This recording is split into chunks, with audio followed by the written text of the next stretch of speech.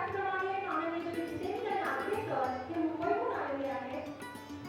तसेच माननीय श्री राजेंद्र गायकवाड, माननीय श्री प्रमोदजी सूर्यवंशी या सर्व मान्यवरांना मी विनंती करते की त्यांनी आजच्या या सेमिनारचे उद्घाटन दीपप्रज्वलन करून करावे. सर्व मान्यवरांना दीपप्रज्वलनाबरोबरच आपण ग्रंथ हा आपल्या भारतीय संस्कृतीचा आधार आणि श्रीमद भगवद्गीता याचे पूजन करावं अशी मी मान्यवरांना माझ दावितो समृद्धीचा भिवून त्याला सरतो काळो खरातीचा भिवून त्याला सरतो काळो खरातीचा दीप असा प्रेरक सकला ज्ञान आणि तेजाचा दीप असा प्रेरक सकला ज्ञान आणि तेजाचा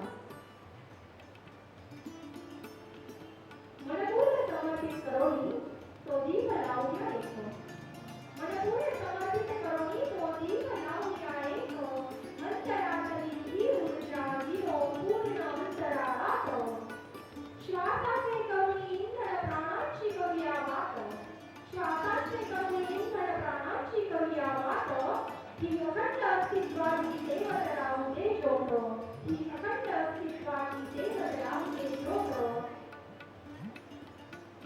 सर्व मान्यवरांचा मान्यवरांना विनंती आहे की कृपया त्यांनी व्यासपीठावर उपस्थित राहायचे आहे. मी किरणजींना विनंती करते की अतिथी देवो भव या आपल्या भारतीय संस्कृतीप्रमाणे त्यांनी अतिथींचं स्वागत करायचे आहे. मी किरणजींना विनंती करते की माननीय श्री अनिलजी खांबेकर नाशिक रोड शिल्पी समाजाचे अध्यक्ष सामाजिक कार्यकर्ते इथे आहेत तर त्यांचं स्वागत त्यांनी एक पुस्तक भेट आणि पुष्प देऊन स्नेहाचं प्रतिक्रिया देऊन त्यांचं स्वागत करावं. त्याचप्रमाणे गुजरात राज्यामधून आलेले माननीय श्री नारायणजी केनी यांचंही त्यांनी व्यासपीठावर स्वागत करायचं आहे. श्री नारायण केनी हे 16 गावाचे मांगेया समाजाचे प्रमुख असून ते वरोली गावाचे माजी सरपंच आहेत. परंतु त्यांनी मानवता शास्त्री यांचे अत्यंत लाडके व्यक्तिमत्व आणि ज्यांना साधना तत्वामध्ये तुफान या नावाने ओळखले जाते. आज 72व्या वर्षी देखील ते साध्य कार्य हे तुफानाप्रमाणे करत आहेत. खूप खूप धन्यवाद. त्यानंतर माननीय श्री जितेंद्र नागवेकर मुंबई माननीय मंत्री सार्वजनिक आरोग्य व कुटुंब कल्याण महाराष्ट्र यांचे ते प्रिय सहाय्यक आहेत. त्यांचं ग्रंथ आणि पुष्प देऊन स्वागत करतात. त्याचप्रमाणे जे सभागृहाने आपल्याला उपलब्ध करून दिलेले आहे ते या सभागृहाचे मालक माननीय श्री राजेंद्रजी गायकवाड यांचंही स्वागत किरणजी यांनी करावं अशी मी त्यांना विनंती करते. गायकवाड सरांचं नेहमीच किरणजींना नेहमी मनापासून विश्वासपणे असं त्यांचं नेहमी सहाय्य असतं. त्यांना कायम साथ देणारे माननीय प्रमोदजी सूर्यवंशी जे आपल्या या संपूर्ण कार्यक्रमाचे चित्रीकरण करणार आहेत त्यांचेही पुष्प आणि ग्रंथ देऊन स्वागत. मान्यवरांना विनंती आहे की त्यांनी मार्गदर्शन करणार आहेत. किरणजी यांनी गुजरात, मुंबई, वसई, विराट, मुंबई मंत्रालय येथे त्यांनी अनेक प्रकारचे सेमिनार हे आयोजित करून डायट रसाहार डायट या संदर्भात मार्गदर्शन करून अनेकांना रोगमुक्ती ही दिलेली आहे. त्यांचे डायट रसाहार डायट बाय किरण वाटारे हे YouTube चॅनल आहे. रसाहार डायट बाय किरण वाटारे त्यांचे YouTube चॅनल असून साम टीव्हीवर देखील त्यांची आणि त्यांच्या पत्नी पल्लवीजी यांची मुलाखत झालेली आहे. किरणजी म्हणतात की माझे आई वडील गुरु आणि प्रभूकार कृपेमुळे मी रसाहार डायट प्रणालीच्या माध्यमातून अनेकांना रोगमुक्त करू शकतो. औषधाविना रोगमुक्ती आणि शरीर शुद्धी औषधाविना रोगमुक्ती आणि शरीर शुद्धी हा मूलमंत्र असलेल्या या रसाहार डायट प्रणालीच्या माध्यमातून अनेकांना त्यांनी निरोगी जीवनाची प्राप्ती करून दिलेली आहे. किरणजी हे रामचरित मानस श्रीमद भगवद्गीता वेद उपनिषद यांच्या आधारे प्रवचन देतात. त्यांच्या पत्नी सौ पल्लवीजी वाटारे ह्या कच्च्या भाज्या फळांपासून स्वादिष्ट आणि रुचकर असे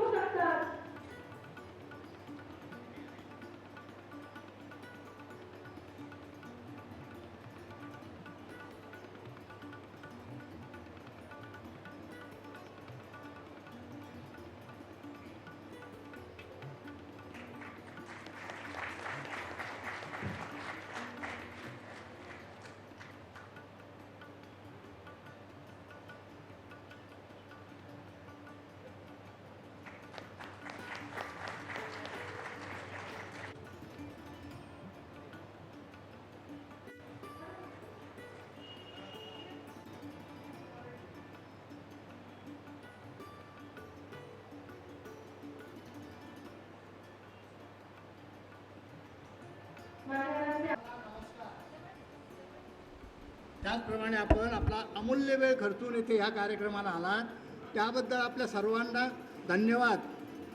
आता मी आपल्यापुढे जो उभा आहे तो एक माझा अनुभव सांगण्यासाठी उभा आहे की ही नर्मदा परिक्रमा मी करून आलो आहे आणि ह्या वयामध्ये तर येतो ओके.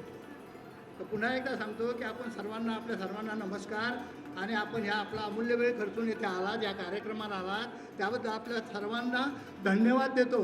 आणि आम्ही आपल्यासमोर याकरता उभा आहे की मी जी नर्मदा परिक्रमा करून आलो तर त्याचं रहस्य काय आहे.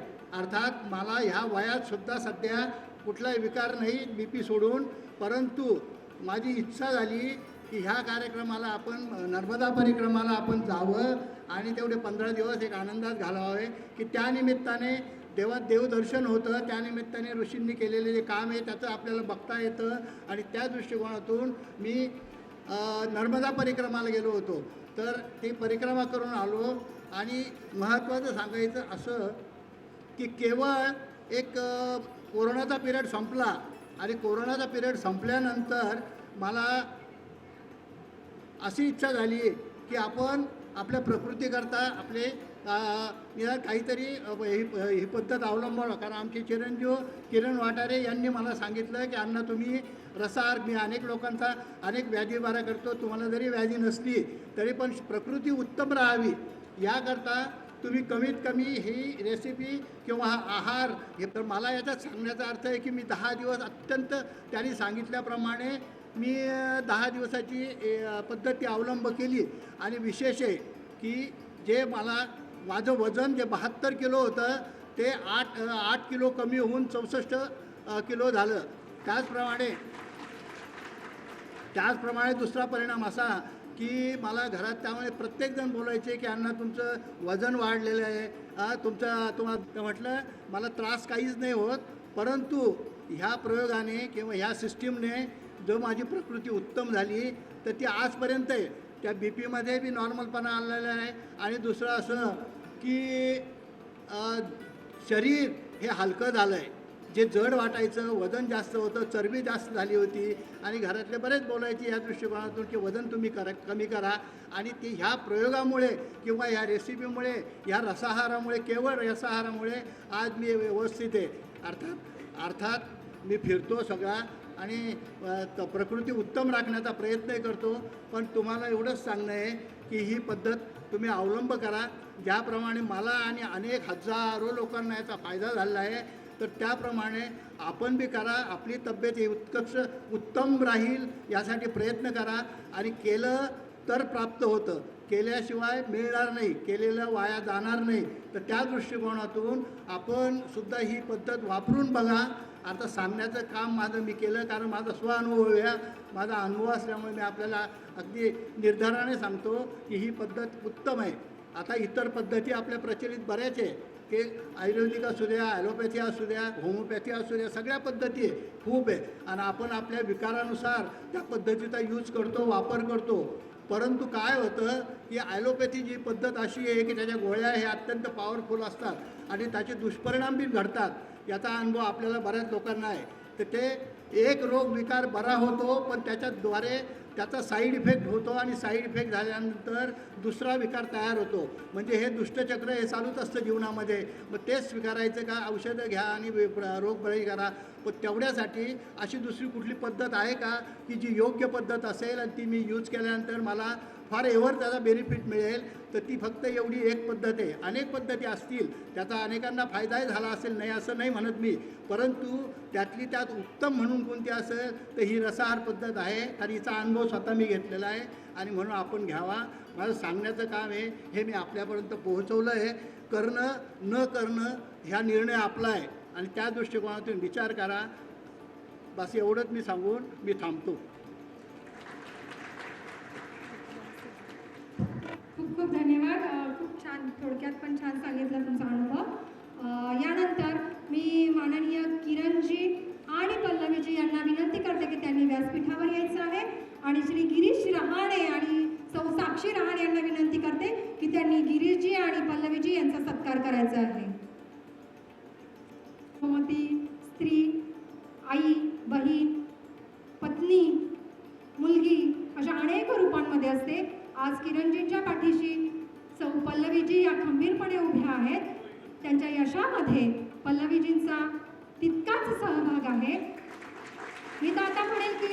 एखाद्या व्यक्तीच्या हृदयापर्यंत जाण्याचा मार्ग हा त्याच्या पोटातून जात असतो आणि म्हणून घरातली गृहलक्ष्मी ही खूप महत्त्वाची असते. खूप खूप धन्यवाद सर्वांचे. आभार. ज्या क्षणांची आपण आतुरतेने वाट बघत आहोत लवकरच तो क्षण येत आहेत आणि म्हणून उत्तम आरोग्याचा आधार रसाहार याविषयी मार्गदर्शन करण्यासाठी मी आमंत्रित करते माननीय किरणजी वाटारी यांना. किरणजी, आपण आपले मार्गदर्शन करावे. जोरदार कार्यक्रम सुरू करण्याआधी निवेदक जे आहे ती माझी मोठी बहीण आहे आरती महेश डिंगोडे आणि तिचे यंदा महाराष्ट्र सरकारने सन्मान करून तिचे 60,000 महाराष्ट्रातील शाळांमध्ये तिचं पुस्तक हे दिलं गेलेलं आहे. ती कवयित्री आहे आणि तिचे सरकारने खूप सारे पुरस्कार देऊन गौरव केलेला आहे. त्यामुळे निवेदिका कोण आहेत त्याचा परिचय करून देण्यासाठी मी इथे थांबलो. आणि दुसरी गोष्ट म्हणजे की मार्कंडेय पर्वतावरून जो दिव्य पर्वत आहे तिथून आलेले जे काही भक्तवर्ग आहेत तर त्यांनी माझ्या विनंतीला मान देऊन इथं आले तर मी त्यांचा खूप खूप आभारी आहे.